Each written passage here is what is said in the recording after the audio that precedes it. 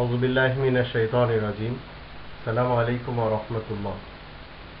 রিবাখোরদের ঝাপটে ধরে কারা? রিবাখোর যারা এই পৃথিবীতে, তাদের সংক্ষিপ্ত পরিচয় কি এবং তারা কারা, তাদেরকে কেউ না কেউ ঝাপটে ধরছে।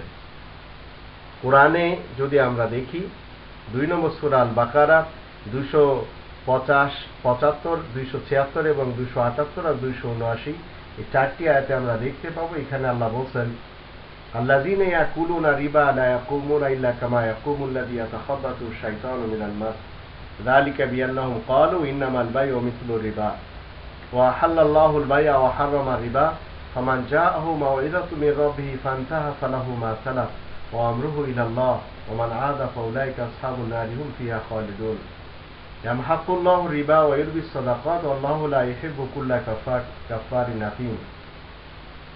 তারপরে 278, 279 আয়াতে আল্লাহ বলেন, ইয়া আইয়ুহাল্লাযীনা আমানু তাকুল্লাহ ওয়া যারু মা বাকিয়া মিনার রিবা ইন কুনতুম মুমিনিন ফাইন লাম তাফআলু ফাযানু বিহারবিন মিনাল্লাহি ওয়া রাসূলিহি ওয়া ইন তুবতুম ফালাকুম রুউসু আমওয়ালিকুম লা তাযলিমুনা ওয়া লা তুযলামুন। এখানে আল্লাহ রাব্বুল আলামিন বলেন, যারা রিবাখোর আপনারা মনে রাখবেন, যারা ব্যাংকে চাকরি করে তারা নয়।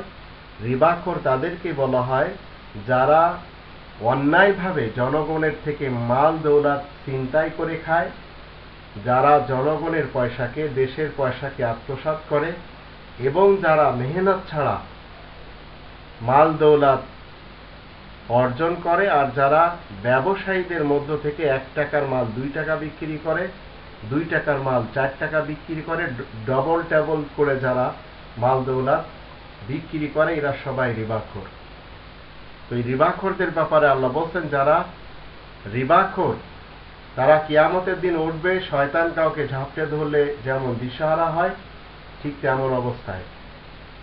তাদের এই দশার মূল কারণ, তারা বলে বেড়ায় যে ব্যবসা তো এই রিবার মতোই, অথচ আল্লাহ ব্যবসাকে হালাল আর এই রিবাকে হারাম করেছেন। রিবার যত পন্থা রয়েছে, অবৈধভাবে যেভাবে সাংসদ, এমপি, মন্ত্রী, দেশপ্রধান, তার আমলাতন্ত্র যেভাবে তারা লুটপাট করে পয়সা অর্জন করছে, এরা সবাই রিবাখোর। আল্লাহ বলছেন যে আল্লাহ ব্যবসাকে হালাল করেছেন আর রিবার সব সিস্টেমগুলিকে হারাম করা হয়েছে।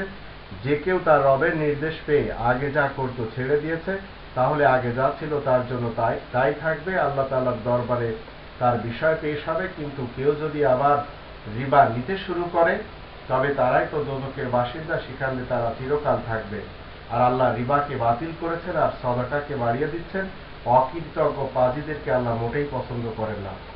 তারপরে আল্লাহ বলছেন, তোমরা যারা ঈমান এনেছো শোনো, আল্লাহ তাআলা তাকওয়া অর্জন করো, রিবার যা বাকি কিছু রয়েছে ছেড়ে দাও, সত্যই যদি তোমরা মুমিন হয়ে থাকো।